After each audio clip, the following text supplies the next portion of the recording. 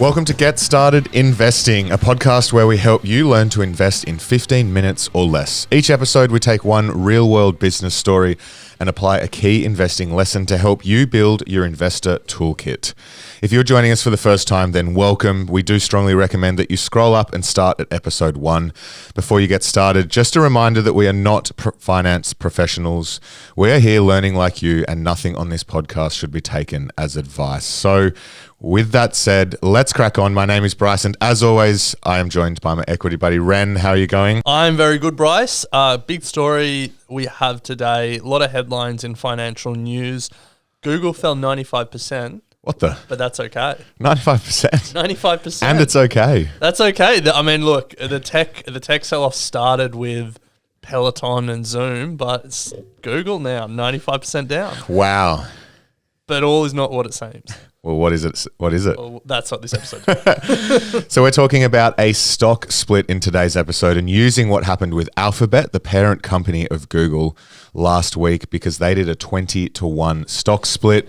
You may be freaking out if you have Google or Alphabet in your portfolio and saw a sudden drop in value. Yeah, and the lesson that we want to talk about today is what does it mean for investors, not just this Google stock split, but a stock split or a stock consolidation. What should an investor do?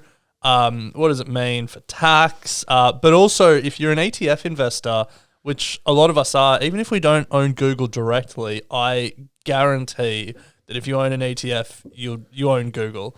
What do you do? What happens there? Does it affect ETF investors in any way? We're about to find out. Let's start with the story. So what happened this week, Bryce? So as I said last week, Alphabet, the parent company of Google, was trading at $2,200 a share. And then all of a sudden it dropped to $110. There's the 95% drop. Yeah, market open on Monday and bang. Uh-oh. So if you're looking at the price chart, if you're looking at your portfolio, it's going to look pretty down. However, that is okay because what Google did was they did a stock split, a 20-to-1 stock split. So they took one share and divided it into 20 new shares. Yes. So let's say Google had, for ease of maths, 1 billion shares on issue and they traded at about $2,200 a share. Then they split each of those billion shares into 20 shares. Yes. So they had 20 billion shares on issue, and then they were trading at $110. Now, Bryce, quick math. Yep. 1 billion times 2,200. A couple of trill. 2.2 trill. Yeah. 20 billion times $110. 2.2 trill. There you go. Same overall market value, just divided by 20 times more shares. Yes, and that's how they got to the $110 as well. $2,200 divided by 20 gets you $110. So, Ren, the question is, why would Google, and this is not only something that happens with Google, we've seen it happen with plenty of other companies. So the last few years, Tesla did it, Apple's done it, Amazon's done it. Berkshire I don't know, but Warren Buffett. On their Bs? Bs have split, but famously A's never split. That's why they're $450,000 a share. Crazy. So I guess some big companies have done it. It's not unusual to see. There are reasons why companies do it. Yes. So the first one is accessibility. Now, $2,200 a share is a lot. Yes. And you have to save up for a long time to be able to afford it. We know that some brokers offer fractional share ownership where you don't have to buy one share. You can buy like 0 point something of a share. You can buy a fraction of a share. And so that solves it in some ways.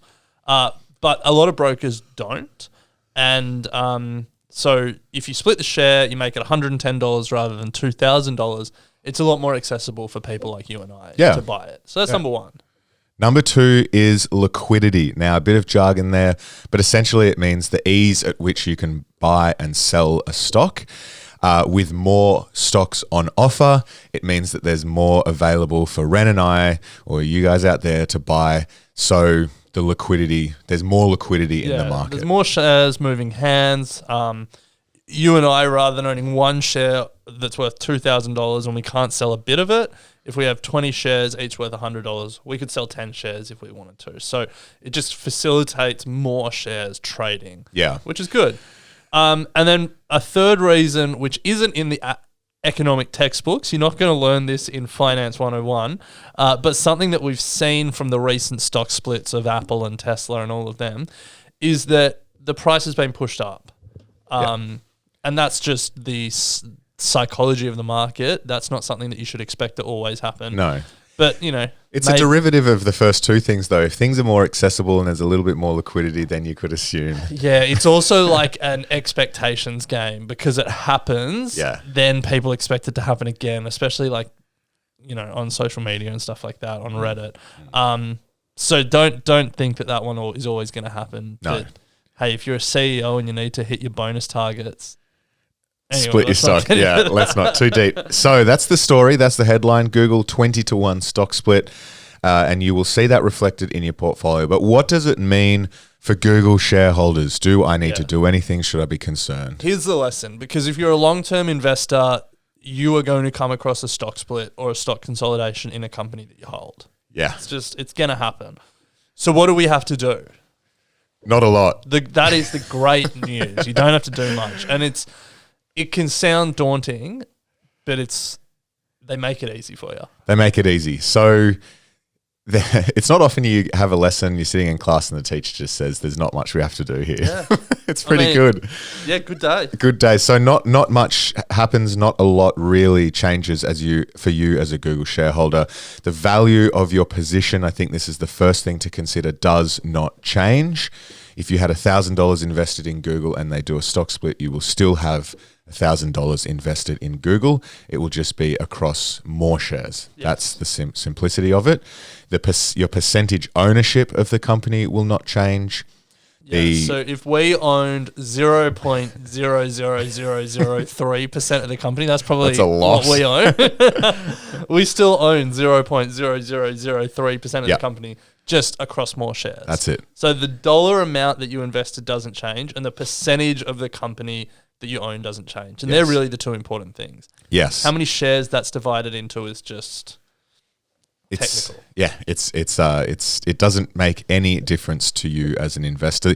Some jargon coming up. Your cost base will not change. What that means is if I invested in at a particular price, or I invested 1,000 and it's now worth 2,000, that initial cost base, that 1,000 that you went in, will not change. Yeah, and that matters for tax reasons. But before we talk about tax, one last thing that you don't need to do. You don't need to do anything extra to claim your shares. Yes. You don't need to write to Google and ask. You don't need to notify your brokerage account that there should be shares incoming. By this point, by the time you're listening to this episode, you should be able to just go into your brokerage account and see 20 times more shares and a much lower share price. Honestly, it should have happened really the day the stock split. Brokers move pretty quickly these days. Yeah. So I think that's the key thing. You don't need to do much.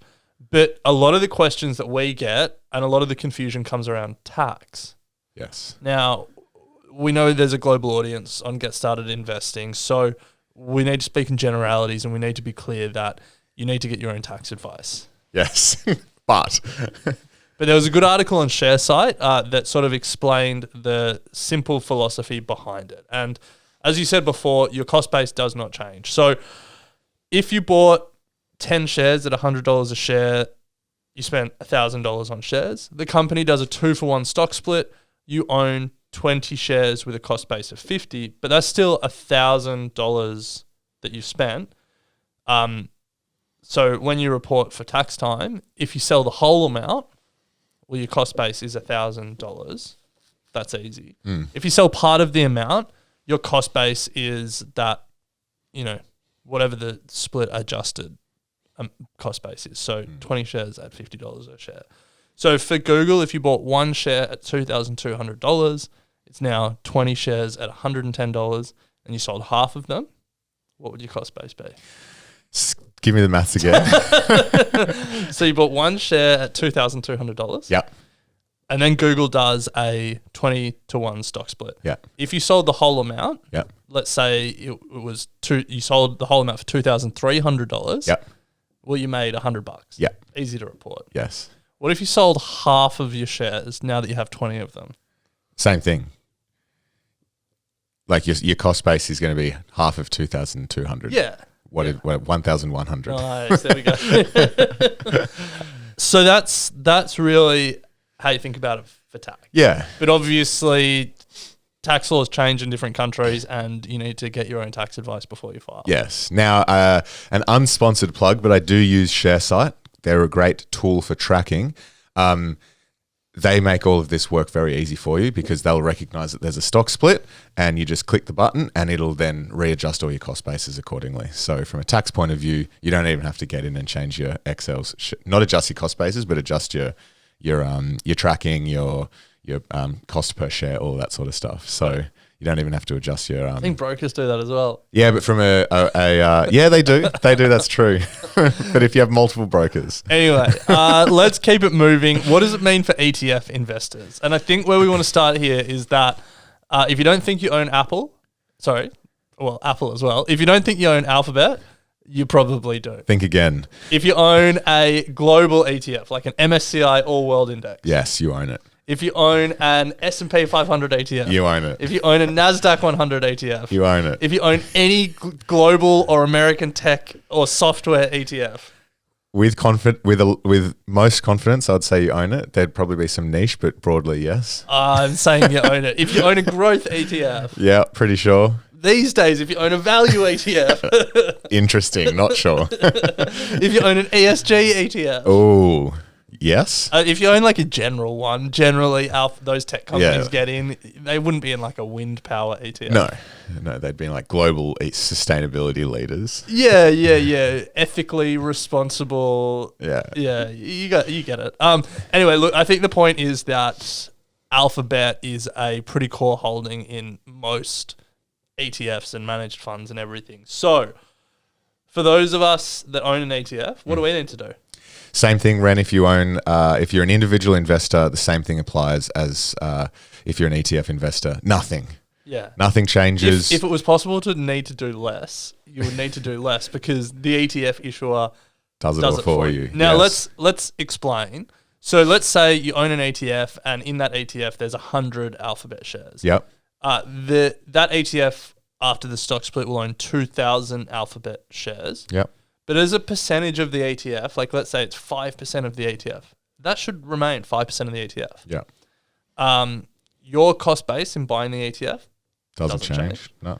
The number of ETF units you have, like the shares of the ETF that you have, doesn't change. They don't get split. Yes.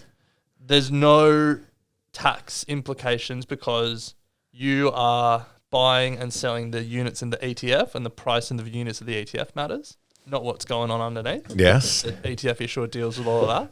Yes, so I'm getting a lot of sense here, Ren, that this whole scenario is a whole lot of nothing. Yeah. Nice. That's good. That is good.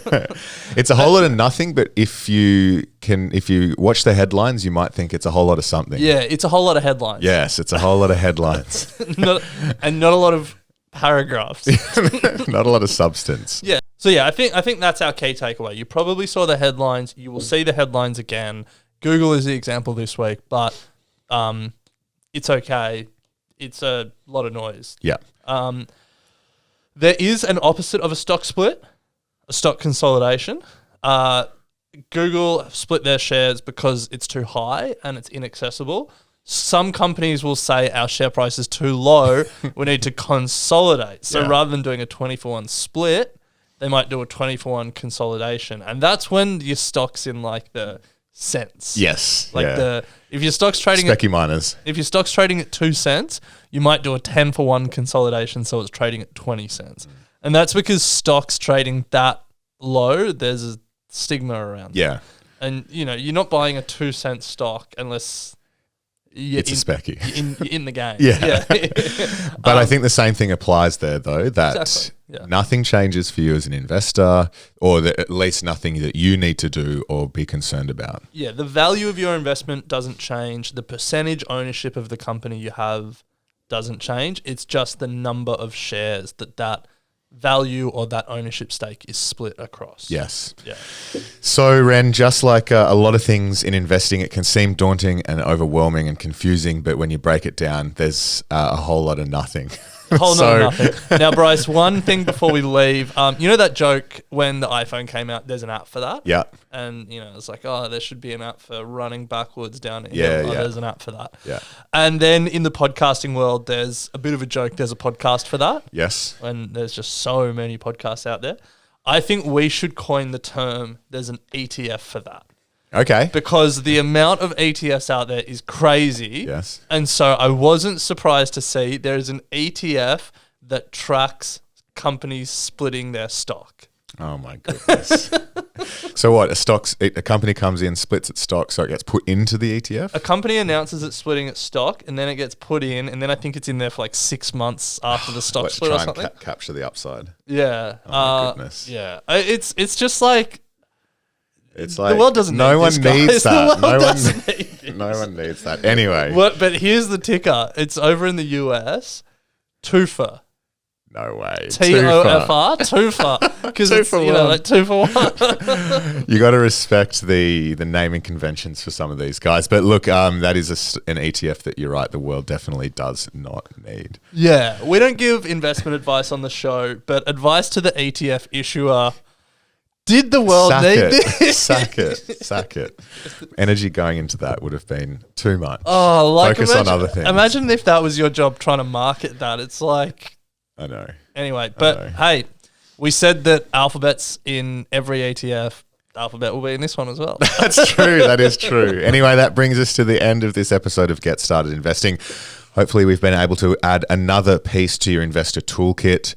And if you were one of those investors who had Alphabet in your portfolio and were wondering what was going on, I hope we've been able to make it clear why you would have seen a bit of a drop. So we'll be back next week with another news story from around the world in markets to help you become a better investor. But Ren, it's been great. We'll pick it up next week. Sounds good.